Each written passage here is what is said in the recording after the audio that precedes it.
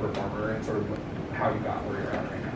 Oh, that's a wonderful question, and a complex one to like fully kind of articulate, but I'll do my best. I think drag in a way is a culmination of a lot of my intellectual and artistic interests. You know, I grew up always performing, and I think that's a middle child kind of affect. You know, you wanna get the attention of your parents. You wanna stand out from your siblings, and also when you're queer and brown, being loud and funny is a really good defense mechanism, and that kind of informed the type of artistic pursuits that I made in school and whatnot.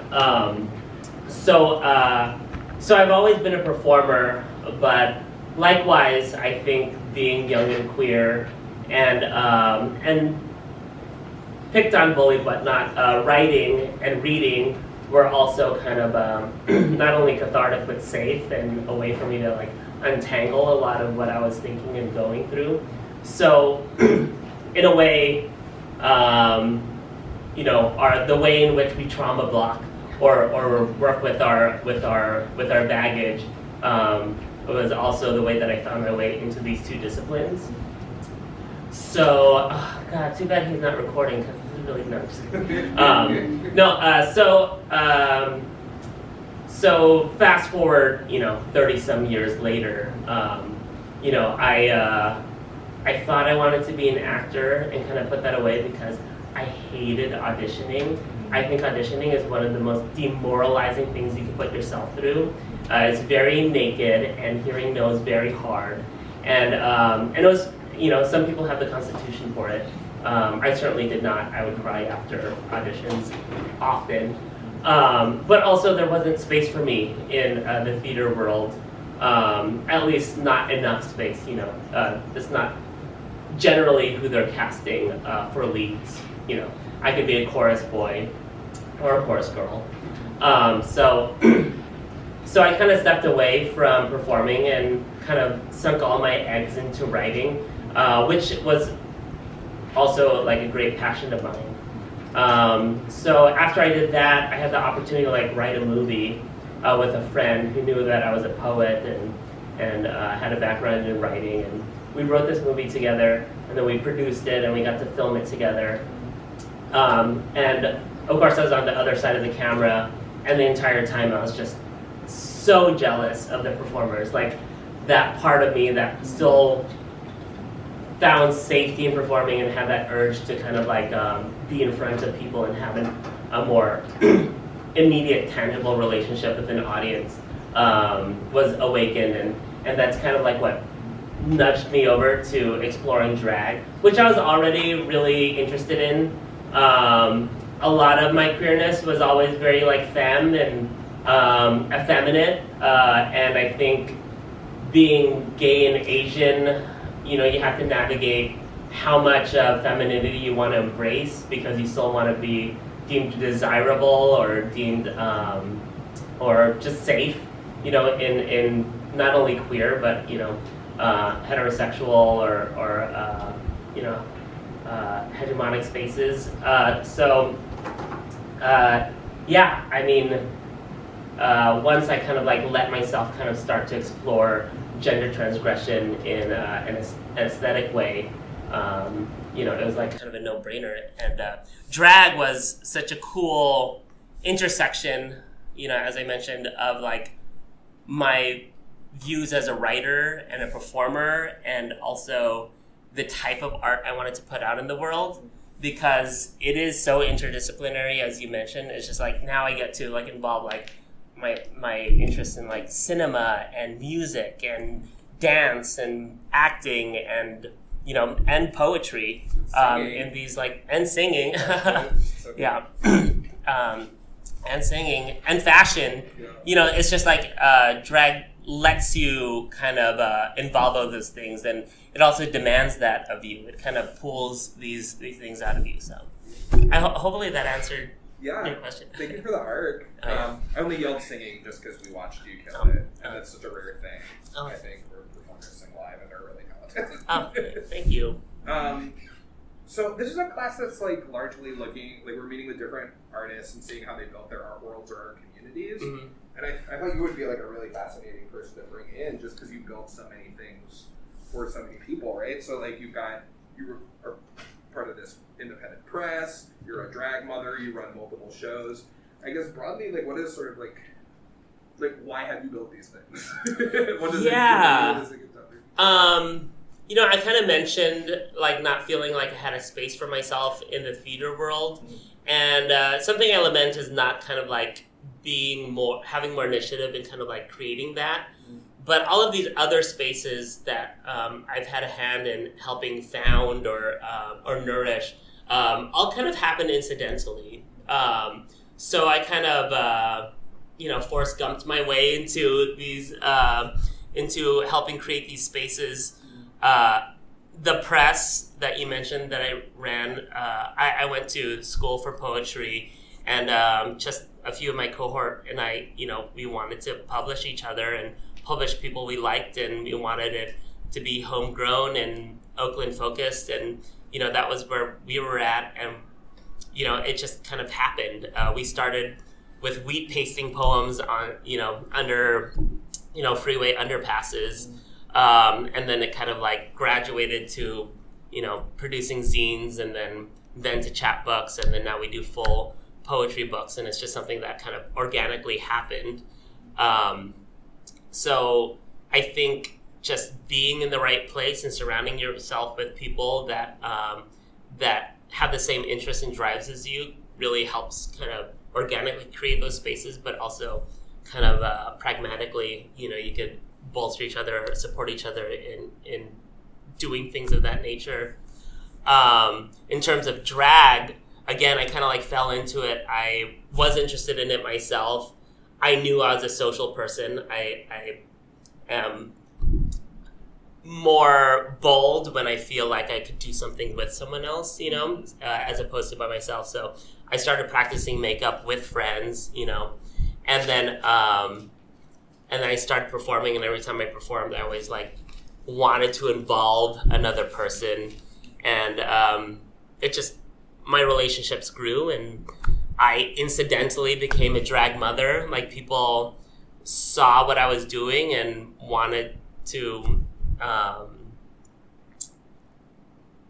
help, and I was happy to kind of do it with them because they helped me, and I think my relationship to being a drag mother and being a publisher is pretty similar. It's just like, it's really just about me connecting with other people in my community, and a lot of it's selfish. I don't think I could be as good as a writer or as good as a drag performer if I didn't kind of take time to nourish these relationships, and hopefully I give something back in return. But how many people are in your drag faculty? Oh my gosh. It's like a zombie apocalypse at this point. Like, we're biting people left and right.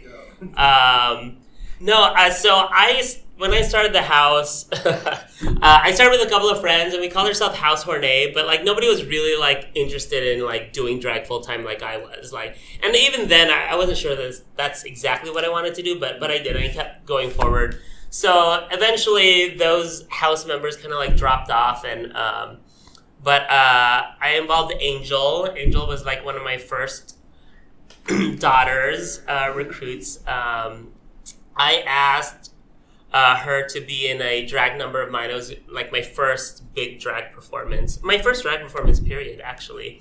And then from then, being kind of an extra in that, he let me know that he wanted to like do drag, himself, and I helped with that, and it wasn't anything like you're my daughter, but it was very much like that as well. It was incidental, organic relationship that we grew, and then from that, like through social media, people reach out to me. It's like, oh hey, let's hang out. I know you do drag, and then you spend enough time with someone, and you exchange enough ideas, and you help each other enough, and then the relationship just kind of like forms. So the second person that that became a house member was Beef. Phoebe Cakes. And then there's this other person that joined the house. We won't talk about her. That's like drama. But maybe you subscribe to my Patreon. You can hear all about it. But like, we co-mothered for a while because I felt like I wanted to take the mantle of house mother seriously. And, life is also a thing. So I have a full-time job and, I have a partner. So I felt like I wasn't like present enough as a mother, and like having, someone to co-mother with me, we could kind of like continue to nurture the house. And then, so that person was involved for a while. And then my friend, Justin, who I did trivia with for like years and years, also had an interest in drag, and I begrudgingly said, yes, you can be in the house too. So it's just one of those things where like people just kept asking, and I kept saying yes. But I was happy to as well. And then now, once you have children, much like everybody, they too can, have children. So I'm a grandmother at this point, So Beef has a drag son and two drag sons, and then I kind of put a hiatus on like adopting people because it's just like I want it to be sustainable and I want these relationships to be authentic. But two more people weaseled their way in the past year, and they're sickening. So that's Butter and Translucent, and it's really great being in a drag house and having these people that are essentially friends, but also professional kind of partners. We really make each other better. We have a diverse skill set. One of us is a very talented seamstress or sewer, and others of us are like painters, and one of us is a really skilled dancer. They went to Tisch. So we get to like pull from each other's focuses and expertise, and really we make each other better and stronger, and it's really cool because if we didn't have that, all of our drags would be so much more one-dimensional. So that's a really cool facet of starting a drag house as well. Getting to pull resources and inspirations from like a diverse group of people, and also just like the emotional and social aspect of it is like, one of the house members is going through a gender journey, and similar to what somebody else had already gone through. So we get to like kind of share in that experience and help each other through that. So it's like the intersection of like, helping each other through art and just life in general. It's really cool. Yeah, that's so beautiful. Thanks for sharing that. And for like modeling this like horizontal model of like care and artistic generation and compassion. Oh yeah, that's a good way to put it. It is horizontal. A lot of people think. Yeah, a lot of people think motherhood is something a woman or a person does to children or to offspring. But there's like this there's this term called matrescence. Has anybody heard of that? Okay, so you've heard of adolescence. It's like when your body changes when you like cross the threshold into teenhood or adulthood. So matrescence is a term that has been coined to like, describe the change that a person goes through once they become a mother. And so, I mean, that's something that I always think about. It's just like, well, it's not only something that I impart upon my children are changing me. I'm like changed by my relationship to them. So it is horizontal in that way. Beautiful. I guess to like, I'm curious about sort of like other models of mentorship and care you've experienced in your life as an artist. Like, we're talking about going to graduate school, and like, are there other more sort of like vertical, like, or did you have a mother in drag? You know what I mean? Like, are there models for like learning yourself as an artist that weren't as reciprocal? Oh yeah. Well, in grad school, you are like by design mentored by older poets and writers, and they kind of like do kind of teach you, and they sit you down and they lecture to you, and you take in all that you can and keep with you what is necessary. In the drag community, you have to seek out those kind of relationships. They aren't like fully given to you. It's not like older drag queens are constantly just like snapping you up and wanting to impart knowledge. And because of the digital age and YouTube, a lot of people find drag on their own. But personally, is like my writing is, was a lot of instruction and a lot of learning from people. But I think the bulk of the writer I've become has come from, more lateral relationships and my own like quest for what I was interested in. And in drag, you really kind of learn from watching, kind of like writing, you learn from reading. So I went to shows, a lot of shows before I even like really started performing, and I would just like copy and watch. And so, occasionally you'll be gifted kind of like straightforward advice from a drag queen, but most of the time, you're just kind of like just trying to soak it in. So not a whole lot of vertical tutelage in the drag community, not always, but sometimes. And, once you build a house, then that does happen. But I guess one intersection that your question made me think of, or parallel between poetry and drag, is like the idea of competition. Like a lot of publication is a competition, especially in poetry. You submit, you're chosen or not chosen.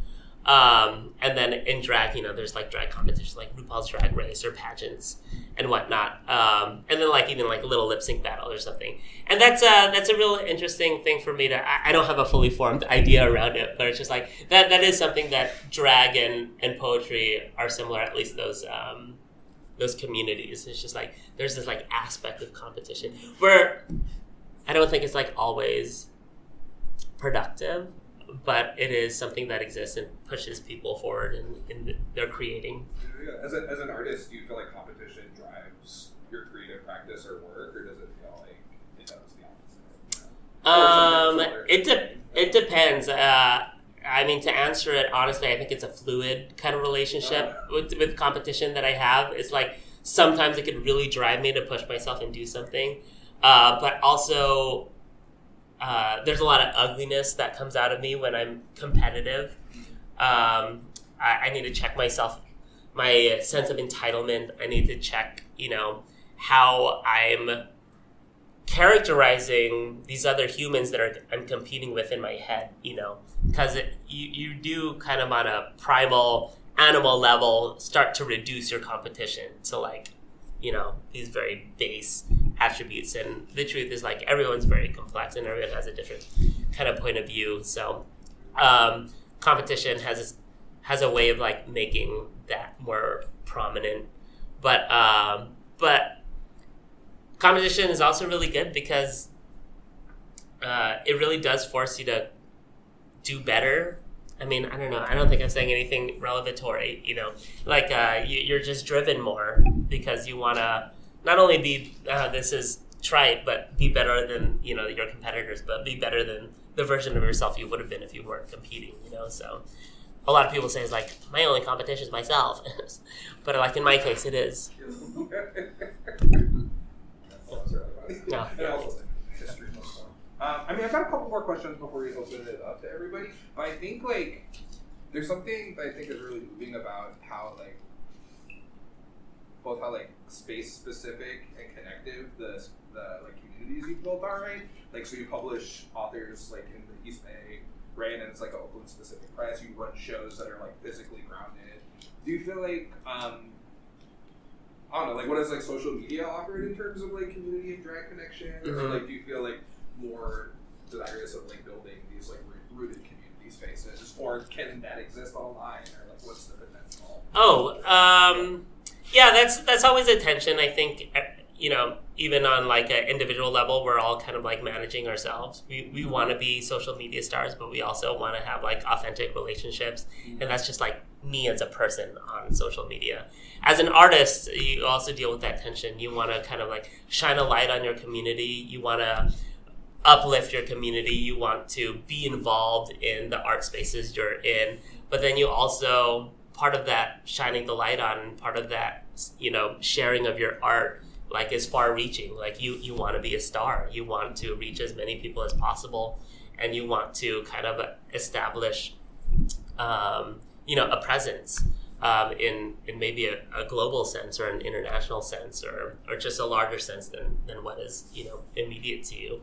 So yeah, that is a concern of mine, just like everything I do is in some way in service of, Bay Area drag, California drag. All the publication I do is in service to like kind of like the writing community that, has like nourished and accepted me. So it's both. At the same time, it's just like, well, then we start this press and we do everything we can for this press. We get these poets, and then we go to AWP and we sell those books to as largest audience as possible, because we want to spread that. And then we also connect with these other people. And same with drag. It's just like, incidentally, again, I keep doing these things on accident, started a YouTube show, and it's like an interview show. And each week I interview a drag performer in the Bay Area that I really love, and we talk about Bay Area drag. But we put it on the internet hoping that like more people see it, in hopes that, again, I've used this kind of metaphor to shine a light on Bay Area drag, but also to connect with drag performers, at large, like everywhere. Yeah. Okay. I have 3 more questions. Okay. Maybe. But we'll see if anyone else is the topic and be part of the dialogue. Yeah, okay, so it's like kind of a wild political climate to be doing drag in. I'm just like, have you noticed like any kind of difference as far as like on a political, like a wider political spectrum, or like more hatred at the shows or something, or has that changed your orientation or relationship to your art form? That's an interesting question in that, like, I have 2 ways of answering that. I don't necessarily think of that when I go out and perform. I'm so focused on, like, this is how it's always been. We've always, had to... drag has always been kind of like a target, in any era. And, gosh, I mean, like, it doesn't feel different, but if you sit down and think about it, it is immensely terrifying. It's like we're still going to shows and we're still, kind of performing for each other. And the Bay Area is somewhat of a bubble, but not even that much, because there is that like Proud Boys episode that happened at a library in San Francisco. So it's just so it can happen here, kind of the specter of the political climate as you said, but like this, I don't even know, like, trend in anti-drag legislation and sentiment, and it is interesting to think about. Interesting is a euphemism. It is terrifying to think about, but on a practical level, it's just like, no, we still have to go to the gig. We still have to like put our wigs on. We still have to like tip our friends. So we're showing up for each other, and the queer community, the drag community, we've been here before. So in that sense, it's just like, just gotta keep going. And y'all make so much possible for so many people inside and outside of the community, so I'm very grateful for that. Okay, my penultimate question is like one that you sort of touched on a little bit before about the sort of interplay between the art forms that you work in, but I guess like I was curious about how your like journey through drag affected your writing life, or like vice versa. Yeah, if there's Well, my journey with drag has negatively affected my writing life. Writing takes a shit ton of time. Not only do you have to like write, you have to revise, which is an extension of writing.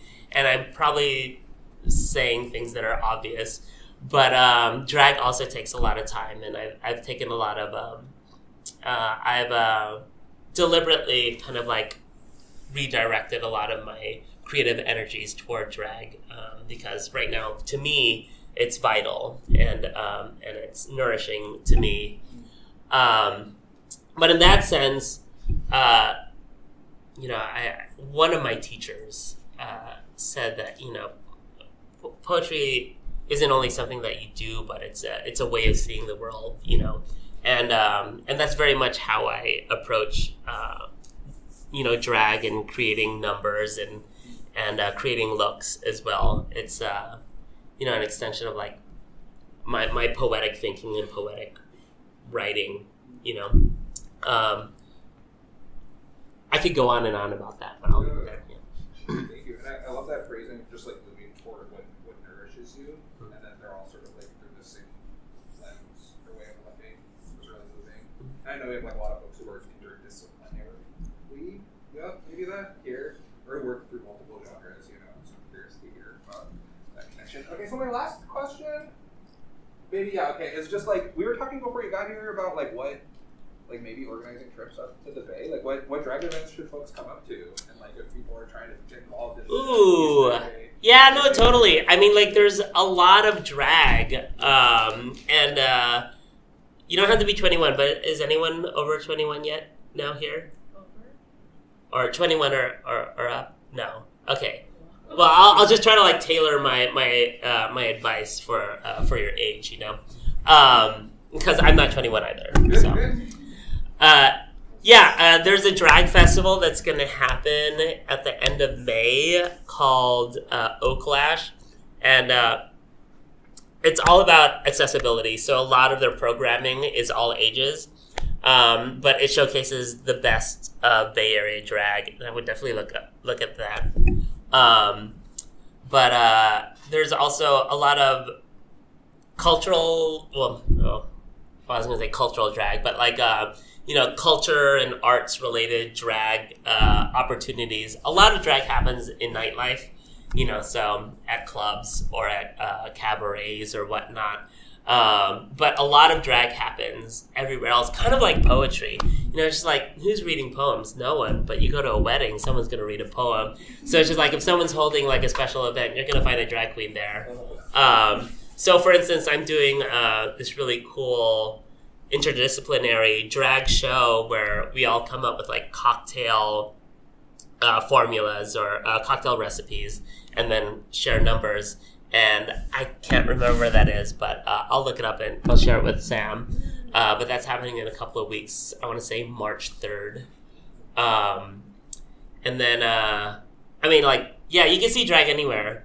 Follow me on all social media platforms, and I'll post I'll post where you can see drag. But I think your best bet in the immediate future is to check out Oaklash, because it is going to be very accessible and it's going to be very fun.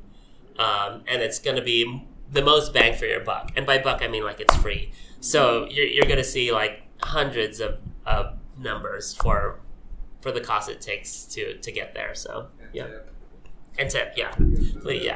Last year was really special. I was trying to get folks to go, but it was Rolling with the Homos. I'm so stupid. Actually, Angel is a producer for that show. Do you want to talk about it? Sure. Rolling with the Homos is in Oakland. It's a roller skate disco party. Happens the last Sunday or the fourth Sunday of the month at this really beautiful outdoor space on the waterfront in Oakland. And it's drag queens on roller skates, and it's kind of the funniest thing we've ever seen. But it was also like the first show that we all started post-pandemic, and it was like outdoors, so relatively safe. So it was kind of a very cathartic and beautiful experience, and we just kept doing it for 2 years now. Yeah. So February 26th is the 2-year anniversary. Hey, congratulations! 2 years. Is it Brooklyn Basin? Is that the name of Brooklyn it? Basin, Okay. Oakland Township Commons. Yeah. Cool. I want to make sure folks have time to ask questions. I mean, I've got plenty more to say, but yeah, if y'all got a question, I'm not sure if this is like a super reductive way of describing drag, but like I think of at least writing poetry. I mean, the way that some people write it is like they describe themselves as inhabiting a persona. So if the same thing happens to you in drag, do you find that like the persona you have in drag informs like the persona you speak with in writing? Oh, that's not a reductive question or reductive way of looking at it. I think persona is a big facet of both art forms. What is persona? Is that Greek? I forget. Yeah, for like mask. So in that sense, like, you can look. There's a couple of ways you can kind of like look at this this analogy or metaphors. Like, as a poet, you write a poem, and there's the speaker for the poem, and there's the idea of that like all the poems might have the same like persona behind them, or maybe that persona is kind of like contained within that one lyric. The same with drag. It's just like, there's this person, Phoebe Cakes, who's me, but every time I do a number, I think that version of Phoebe Cakes is a little different. It's like that is the persona of that like singular, number. So in that sense, they are twinned. Phoebe Cakes is a persona, and then within that persona, she kind of wears all these other different hats. And I can't speak for all drag queens. Maybe one drag queen is the same drag queen in every single number, and that's how they kind of conceptualize themselves. But I like your question in that, like, the speaker and the poems that I write sometimes isn't always the same kind of like persona, but and likewise in my drag, I look very different from like number to number. I don't, so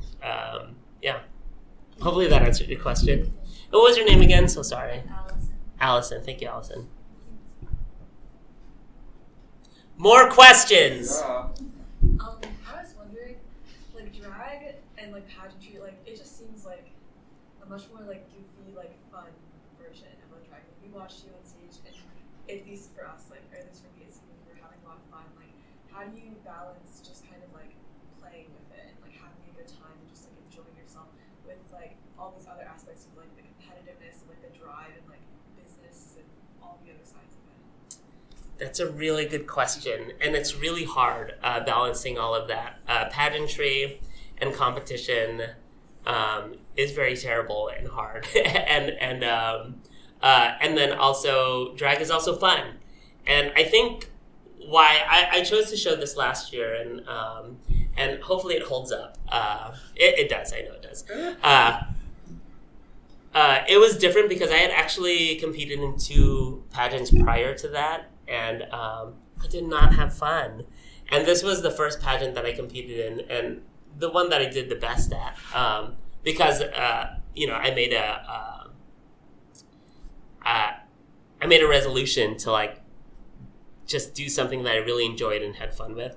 So I think my answer to that would be just to like follow your joy, and just kind of like pour yourself into what makes you happy, or what what you're drawn to, and not worry so much about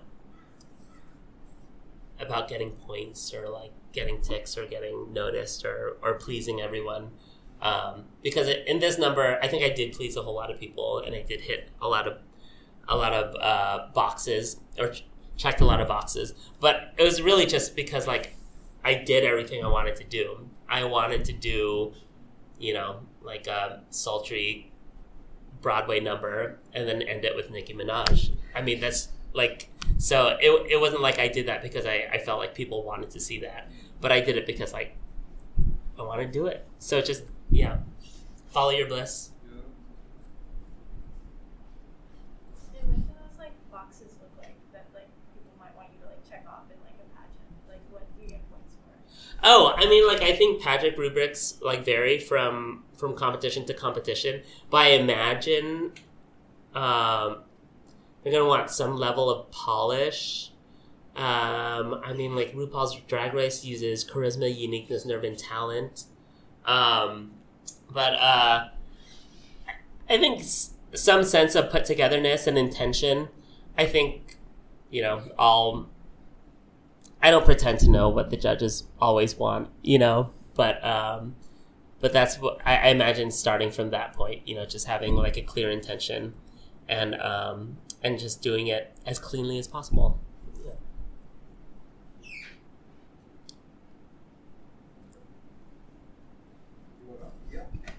So like the performance we saw, it was like pretty sensational, right? Oh. Yeah, it really was. It was so much fun to watch. I like genuinely like really friggin' enjoyed it after having like the shittiest history class before this. So it was like a really great surprise. But I imagine that there's so much like meticulous planning and coordinating with like your fellow dancers, you know, even just like the visual that we saw on the screen, choosing the music and editing it, and even like the creative process behind choosing your hair and makeup for the day, your outfit, all this stuff. Can you like walk us through what that process looks like and which part is the most daunting versus what part's the most rewarding? If you look at it as a whole, you will go crazy. So you kind of do have to approach it piecemeal. You know, just like, let's just get this done. I mean, and always have the big picture in mind, of course, but like, don't fixate on it because you will go mad. So, you're right. I mean, like, yeah, thank you for noticing that. I think a lot of people, when they look at drag, they don't really understand the amount of work that goes into it. And then, especially for like a pageant number or a number like this, there was like a shit ton of work that went into it. So, really, you want to get the form of the number first, right? You know, this is what I tell my drag children, and this is how I always build it. It's just like, what is the beginning, middle, end of like this experience? You know, I think a lot of people fixate on like, I want it to look like this, and that's their whole number. It's like, oh, I like this song, that's their whole number. And then I go, yes, but what's the beginning, middle, and end? Like, how are people getting into it? How are you keeping people inside of it? And how does it end in kind of a satisfying way?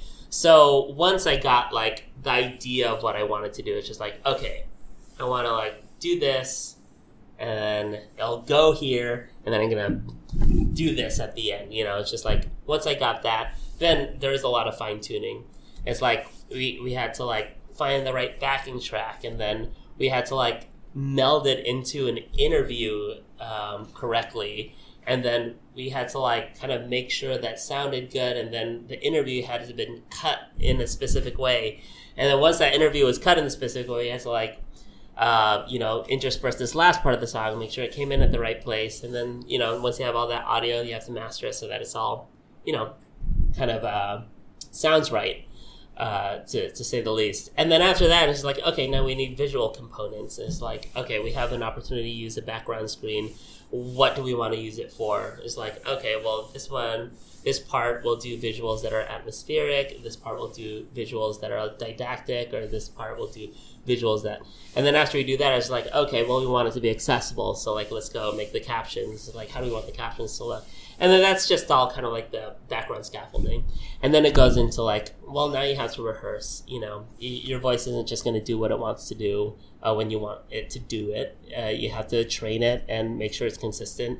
And even in this video, I don't think my voice was as best as it could have sounded, you know. Like, you want perfection, and that's what you rehearse towards. So then you're rehearsing like the vocal thing. Whereas like singing and doing something with your body at the same time is actually intensely difficult. So once you kind of like train your mouth and throat to do what you want it to do, you incorporate your body. But before you can start moving your body, you have to choreograph what you're going to do. So you have to like sit down and choreograph. And is choreographing going to be a singular process, or you're going to involve other people? So, you know, you work with your dancers. And then you have to like carve out all this like space to like rehearse with the dancers. And then what are we going to wear? And then so, I mean, this goes on and on. I don't want to get bogged down in minutia, but at a certain point you do have to delegate, and that's where having a drag family comes in. So I knew what I wanted to look like. I got the pieces, but it still needed to be assembled. So, my drag daughter, Angel of Their Stoned, the outfit that I was wearing in that, and the visuals. We all kind of collaborated on that together. It's just you kind of use your resources and just do what you can, but it is a lot of like detail work, and it is a lot of steps, and it is just like so interdisciplinary. Wow, we love that word in this class, don't we? Yeah. So it's just it involves a whole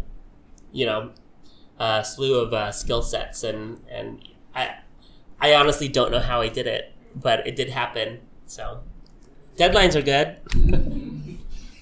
Thanks for walking us through the specifics of it, because I think sometimes folks will just watch a thing and not sort of see the amount of like labor and care that goes into it. So we're sadly at the end of our time together, but if you could just set us up with the prompt, because I feel like that works well with the background track, or just like talking about the sure. the folks, just like a quick introduction. Let me pull that up because I don't quite feel like I'm capable of setting it up off the cuff. A handful of us that are doing the creative portion of the class. Okay. The mix. Yeah. Hold on. Great. I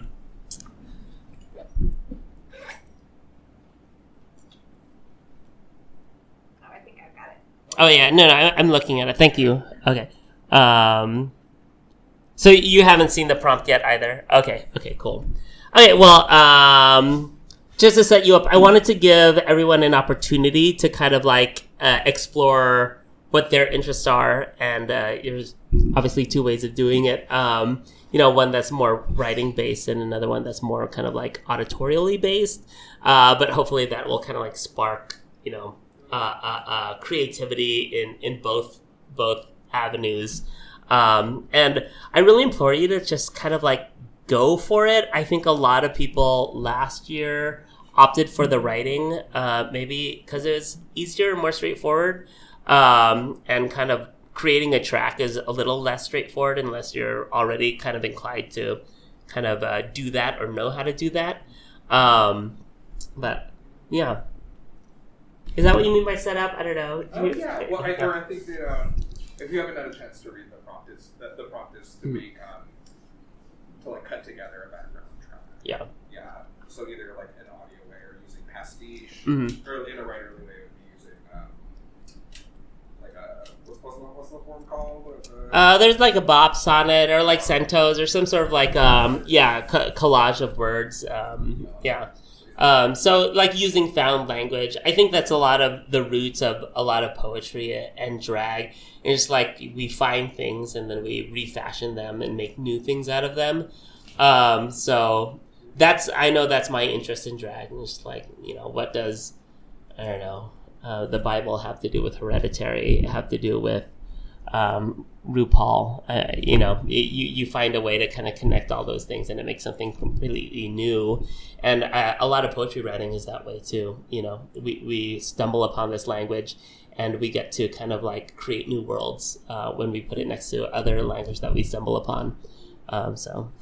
Thank you for that last briefing, and thank you so much for your time. Oh, thank you.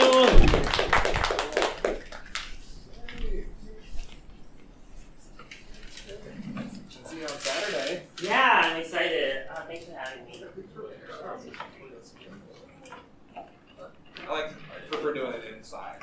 Oh yeah. It was nice outside too. But yeah, this is also very lovely. What are we training? Staff.